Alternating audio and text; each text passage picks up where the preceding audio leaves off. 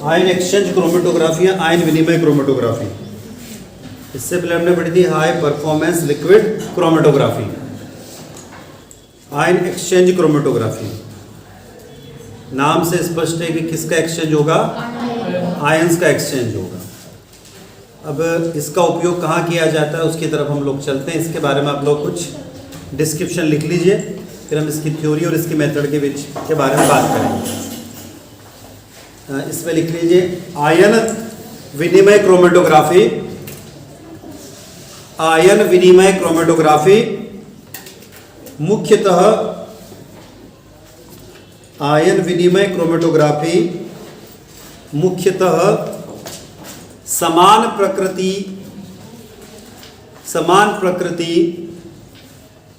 के आयनों के समान प्रकृति के आयनों के पृथक्करण के लिए उपयोगी है। समान प्रकृति के आयनों के पृथक्करण के लिए उपयोगी है। Ion exchange chromatography is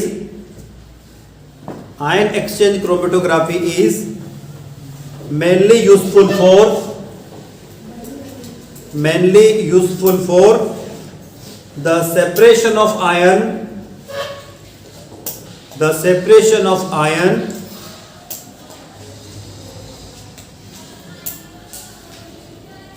of similar nature। आयनों का पृथक्करण करना किसी अन्य विधि से कठिन होता है। The separation of ion is difficult with any other method।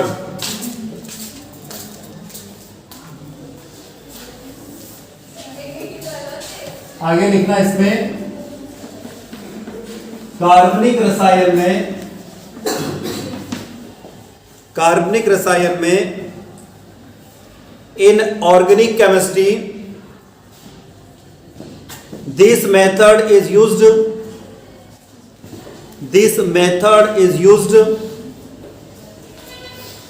in the separation of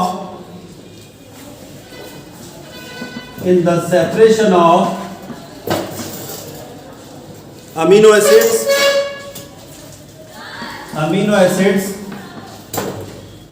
peptide and organic acids। कार्बनिक रसायन में इस विधि का उपयोग अमीनो अम्ल, पेप्टाइड और कार्बनिक अम्लों के पृथक्करण में किया जाता है।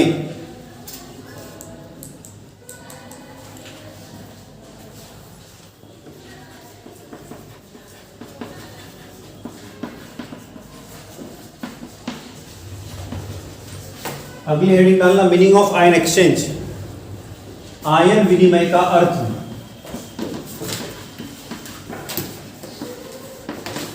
तो अभी हमने कहा कि इस विधि का उपयोग कहां पर होता है, इस मेथड का अमीनो एसिड, पेप्टाइड और ऑर्गेनिक एसिड के सेपरेशन में होता है।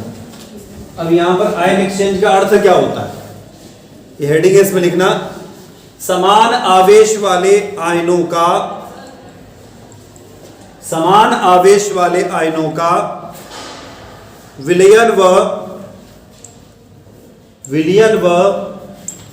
अघुलनशील ठोस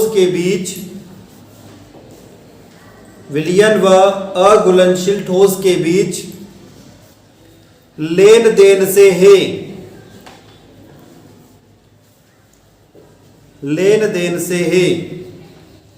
इस तरह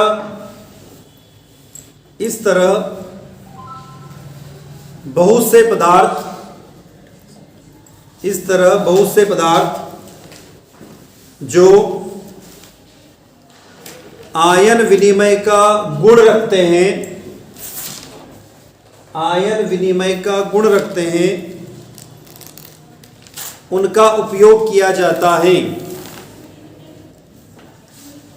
the exchange of ions, the exchange of ion of equal charge between a solution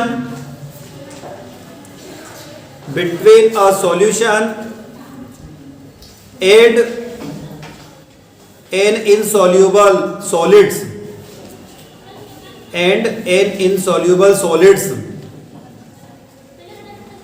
there are many substances which have the property of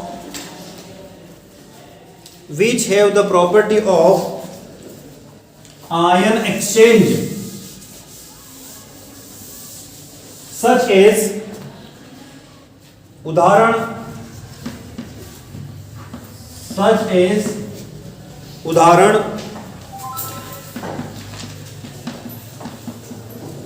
zeolite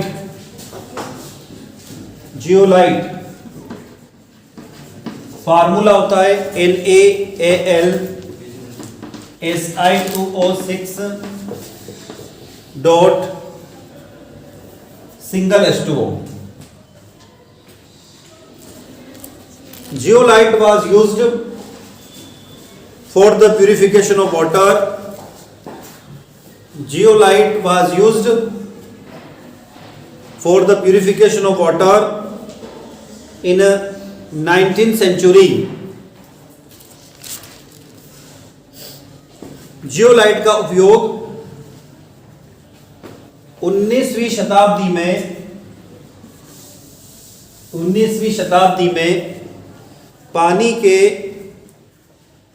शोधन के लिए किया गया था. जियोलाइट में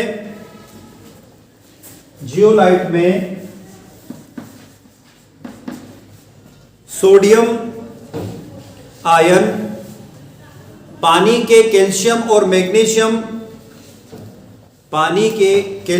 मैग्नीशियम से विस्थापित हो जाते हैं. The sodium ion are displaced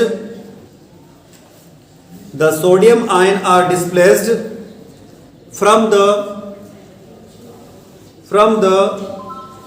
calcium and magnesium ion of water.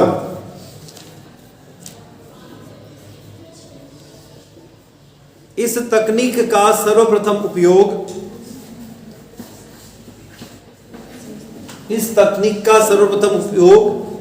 this method firstly used by Pauling and Bell. इस तकनीक का सर्वप्रथम उपयोग पॉलिन और बेल ने किया था. उन्होंने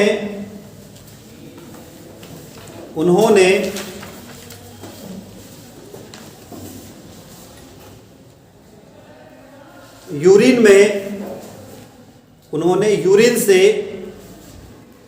अमोनिया को अलग किया था. Pauling and Bell to analyze ammonia in urine. Pauling and Bell analyzed ammonia in urine. अब पॉलिन और बेल ने इसका उपयोग किया था. तो अभी हमने कहा कि जियोलाइट का उपयोग किस में करते हैं हम लोग?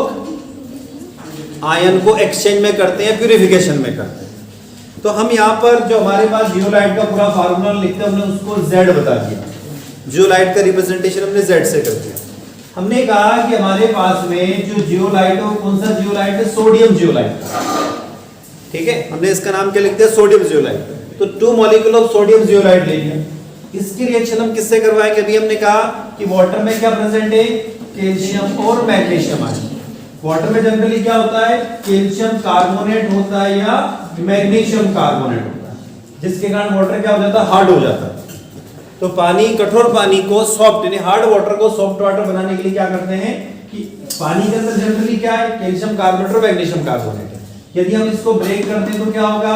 Ca2+ + CO3 2 negative. इसी तरीके से आप इसको ब्रेक करोगे तो Mg2 plus plus CO3 negative.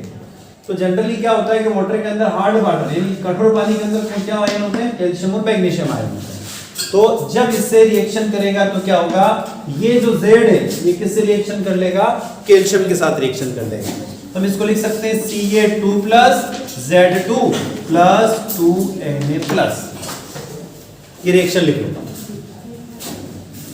तो वाटर के अंदर जो कैल्शियम और मैग्नीशियम आयन होते हैं वो जियोलाइट क्या करता है, उनको प्यूरिफाई करने का काम करता है।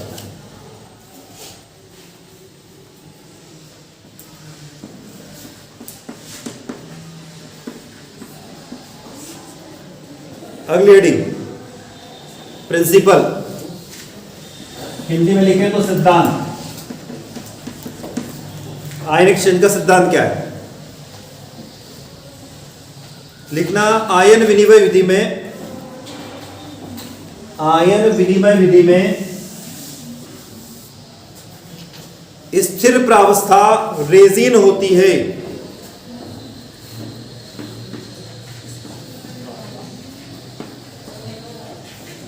रेजिन होती है। In ion exchange method the stationary phase in a type of substance resin एक तरीके का पॉलीमर होता है। टू विच केटायन और anion group are linked by bond and mobile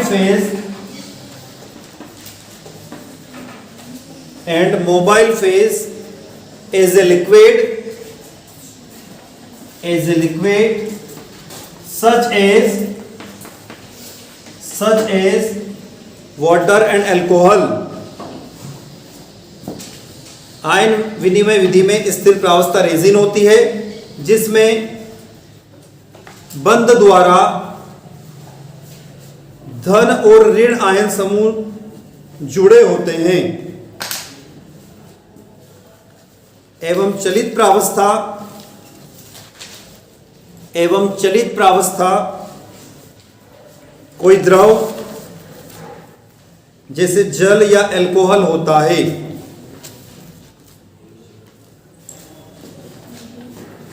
तो प्रिंसिपल में क्या आया, स्टेशनरी फेज क्या होती है इसके अंदर, रेजिन, ठीक है, और मोबाइल फेज क्या होगी, कोई लिक्विड। तो लिक्विड में क्या हो सकता है, वाटर या अल्कोहल हो सकता है। अब हम यहां पर बात कर रहे हैं किसकी, एक्सचेंजर की बात कर रहे हैं। एक्सचेंजर का मतलब आयन विनिमय की बात कर रहे हैं। तो अगले हेडिंग डालना धन आयनिक व ऋण आयनिक विनिमयक रेजिन। केटायन, एक केटाइनिक लिख सकते हो, केटाइनिक एंड एनाइनिक। Exchanger resin.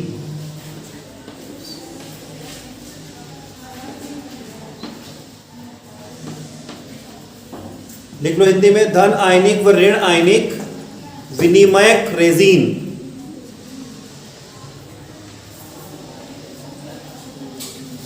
अब ये क्या होते हैं, इसमें लिखना धन आयन विनिमय रेजिन, धन आयन विनिमय रेजिन वे बहुसंयोजी ऋण आयन होते हैं, वे बहुसंयोजी ऋण आयन होते हैं जिन पर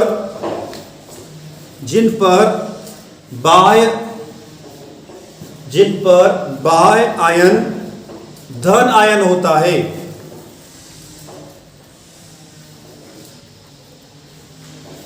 cation exchanger resin are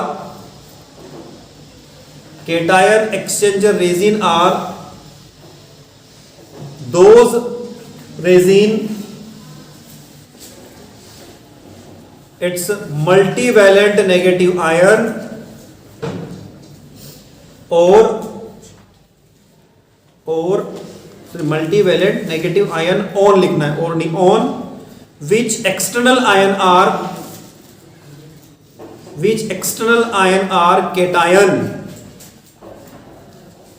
which can be replaced by any other cation.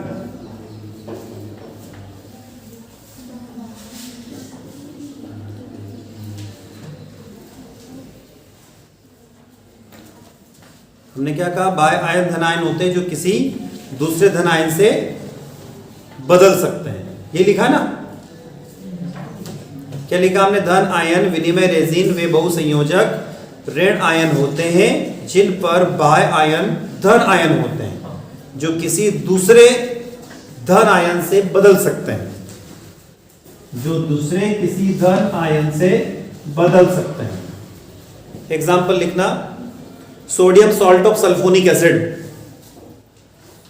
Sulphonic अम्ल का सोडियम लवण,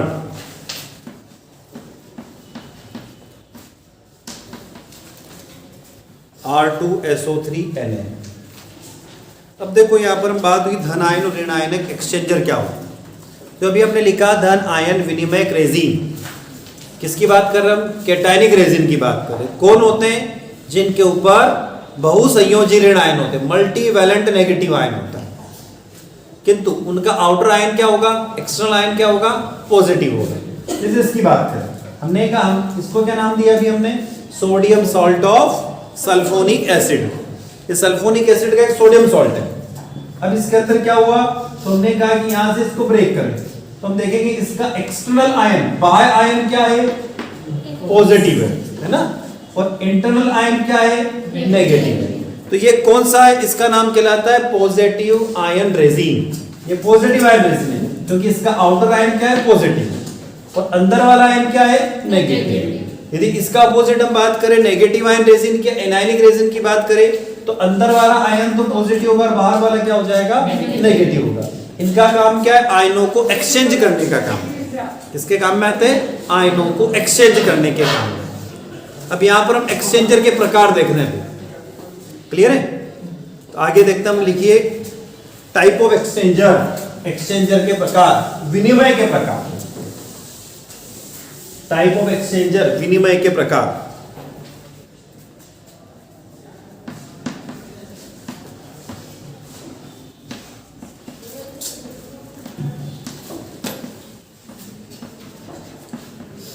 केटायन और एनायन की बात करें, दो प्रकार के एक्सचेंज होते हैं।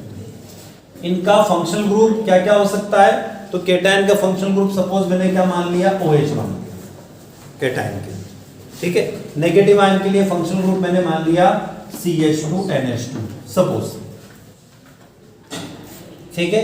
तो केटायन एक्सचेंजर में कौन सा ग्रुप होना चाहिए, अंदर वाला ग्रुप नेगेटिव होना चाहिए।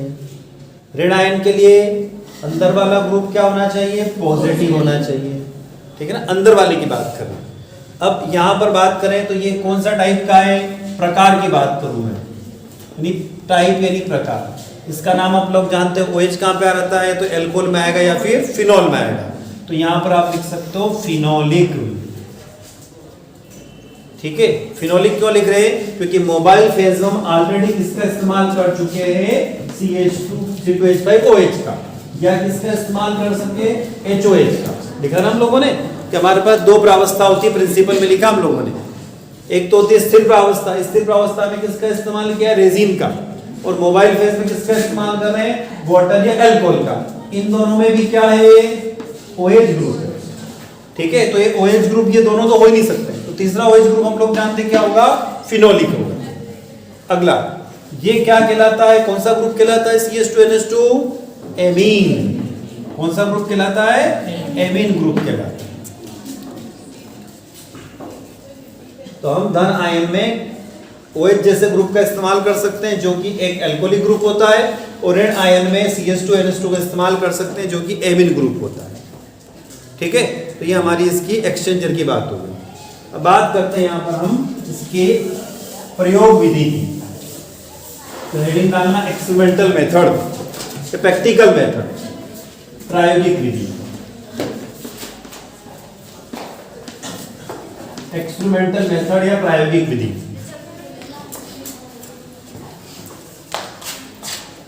हमने जो कॉलम क्रोमेटोग्राफी पढ़ी थी उसी तरीके की ये भी टेक्निक होती है। आयन एक्सचेंजर में ज़्यादा डिफरेंस नहीं है। क्यों डिफरेंस नहीं है?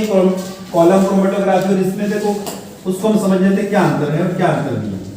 हमने कहा कि वहां पर हमेशा कॉलम लेते हैं, तो हमने कॉलम क्रोमेटोग्राफी पढ़ी थी ना, और यहाँ पर हमारे पास में इसको बंद करने का कुछ इंस्ट्रूमेंट लगा रहता है ताकि इसको हम खोल सके, बंद कर सके। क्लियर? अब हुआ क्या कि यहाँ पर हम लोग वहां पे किसको फिलअप कर रहे थे? सिलिका जेल को, सेल्यूलोज को फिलअप कर रहे थे। ठीक है, यहाँ पर सिलिका जेल और सेल्यूलोज को फिलअप ना करते हुए किसको फिलअप करेंगे? रेजिन को फिलअप करेंगे। पहले बात हो गई हमारी, क्योंकि स्टेशनरी फेज क्या हो जाएगी हमारी? रेजिन हो जाएगी। ठीक है, अब होगा क्या, किसको सेपरेट कर सकते? तो पहले हम लोगों ने कह दिया कि इस मेथड के द्वारा अमीनो एसिड को पृथक कर सकते हो, जिनमें पेप्टाइड बॉन्डिंग होती है उनको सेपरेट कर सकते हो, और ऑर्गेनिक एसिड को सेपरेट किया जा सकता है। अमीनो अम्ल, पेप्टाइड और कार्बनिक अम्लों को इससे पृथक कर सकते हैं। अब हम लोग जाने, देखो नाम ही क्या है? Amino acid. ठीक है, अब आप अमीनो एसिड की बात करते हो तो अमीनो एसिड का फार्मूला क्या है? देखो मैं लिखता हूं CH3 CH2, ठीक है, यहां पर मैंने लिखा NH2 और यहां पर लिख दिया COOH। ये अमीनो एसिड है। अब इसमें एक ग्रुप तो कौन सा? एमीन। एक कौन सा? Acid, amino acid. तो इसमें ये तो नेगेटिव वाला ग्रुप है, ये कौन सा ग्रुप है? पॉजिटिव वाला। तो एक ही ग्रुप में एक ही जो कंपाउंड है ना, उसमें पॉजिटिव नेगेटिव दोनों रहते हैं। पेप्टाइड में भी यही, ऑर्गेनिक एसिड में भी यही। अब आप बोलोगे सर ऑर्गेनिक एसिड में कैसे? देख लो, हमने लिखा ऑर्गेनिक एसिड का फार्मूला CH3COOH। क्लियर है? जब आप इसको ब्रेक करते हो तो हम क्या लिखते हैं? H+ और COO नेगेटिव। तो इनमें आसानी से पॉजिटिव नेगेटिव आयन होते हैं, तो इनको ही इस मेथड के द्वारा सेपरेट कर सकते हैं। तो हम लोगों ने यहाँ पे क्या ले लिया? रेजिन ले लिया। रेजिन लेने के बाद अब इनमें से सपोज हमने कहा कि इसको सेपरेट करना है। अब एमिनो एसिड्स के बहुत सारे एमिनो एसिड्स हैं, alpha amino acids, beta amino acids. ठीक है, मानव के कितने काम में आते हैं एमिनो एसिड्स? प्रोटीन बनाने के काम में तो आते हैं, पर ह्यूमन बॉडी में कितने एमिनो एसिड्स की रिक्वायरमेंट हो सकती है? उसके वजन के हिसाब से, तो वजन के हिसाब से तो होती है, पर 13 प्रकार के एमिनो एसिड्स हमारे काम में आते हैं। कितने प्रकार के? 13 टाइप्स के एमिनो एसिड्स हमारे बॉडी के लिए काम में आ सकते हैं, जिसमें अल्फा, बीटा, गामा, डेल्टा, ईटा, ऐसे बहुत सारे तरीके के होते हैं। तो अब इनका यदि मिक्सचर को तो सेपरेट करने के लिए क्या करते हैं कि अमीनो एसिड्स को हम क्या कर देते हैं? जैसे हम कॉलम में वहां पर कंपाउंड को डाल रहे थे, वैसे ही यहाँ पर हम क्या कर सकते हैं? इन अमीनो एसिड्स का यहाँ पर इस्तेमाल कर सकते हैं, जिसे हमें सेपरेट करना। ये हमने अमीनो एसिड इस तरीके से यहाँ पर सपोज डाल दिए। क्लियर है? अब हम लोग देखते हैं कि किसकी बात हुई थी। हमने जब लाइन लिखी थी, लिखी थी बाइंडिंग फोर्स की बात हुई थी, बंधन क्षमता के आधार पर। ठीक है, पूरी प्रोसेस किसके आधार पर चल रही है? एडसॉर्प्शन क्रोमेटोग्राफी है। जब इसकी एक्सपेरिमेंटल विधि देख रहे हैं, क्या होगा? इसका फ्लो कहाँ होता है? ऊपर से नीचे की तरफ हो रहा है, सभी के अंदर वही होता है। अब इसमें जिसका बाइंडिंग फोर्स ज्यादा होगा वो यहीं पर रुक गया, जिसका बाइंडिंग फोर्स कम है वो नीचे की तरफ आ गया। तो इस तरीके से इन अमीनो एसिड्स को हम लोग सेपरेट कर सकते हैं। तो हम यहाँ पर की एक लाइन में कह सकता हूं मैं, किसके ऊपर आधारित है? It is based on column chromatography. किसके ऊपर आधारित है? Column chromatography. ठीक है, तो ये कॉलम क्रोमेटोग्राफी के ऊपर आधारित होती है। हमने जो वहां पे लिखा था ना कॉलम क्रोमेटोग्राफी, वही लिखना है कि कॉलम क्रोमेटोग्राफी में क्या होता है कि लिक्विड का या मोबाइल फेज जो होती है, चलित प्रावस्था का प्रवाह ऊपर से नीचे की तरफ होता है, क्योंकि क्या होता है यहाँ पर? ग्रेविटेशनल फोर्स यानी गुरुत्वाकर्षण क्षमता के कारण हमेशा लिक्विड कहाँ बहता है? ऊपर से नीचे की तरफ। जब लिक्विड का फ्लो ऊपर से नीचे की तरफ होगा तो आयन का एक्सचेंज भी कहाँ होगा? ऊपर से नीचे की तरफ हो जाता है। इस तरीके से इस क्रोमेटोग्राफी का इस्तेमाल किया जा सकता है। अब आगे बात करते हैं इसके यूजेस क्या है। तो अगली हेडिंग में लिख लो यूजेस यानी उपयोग। उपयोग, यूजेस यानी उपयोग।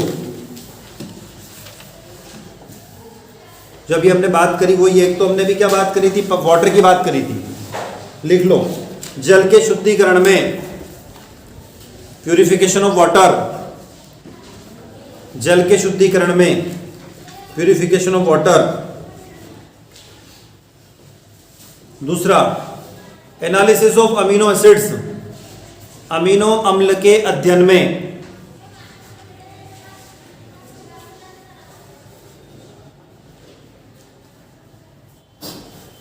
अगला, separation of nucleic acid, nucleic अम्लों के पृथक्करण में।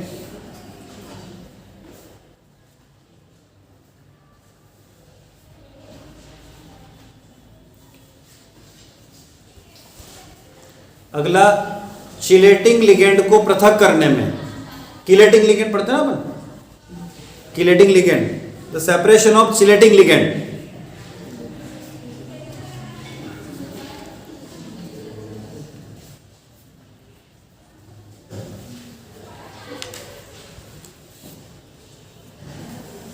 एडवांटेज, लाभ, लाभ लिख लो इसके, एडवांटेज क्या काम में आती है। आवेशित अणुओं के पृथक्करण की सर्वोत्तम विधि, the best method for separation of ionic molecule, आवेशित अणुओं के पृथक्करण की सर्वोत्तम विधि। आगे लिखना, कार्बनिक यौगिकों के साथ अकार्बनिक यौगिकों का भी पृथक्करण किया जा सकता है।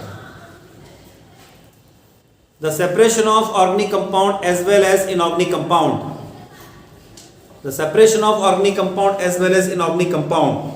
अकार्बनिक यौगिकों के साथ, कार्बनिक यौगिकों के साथ में अकार्बनिक यौगिकों का भी पृथक्करण किया जा सकता है।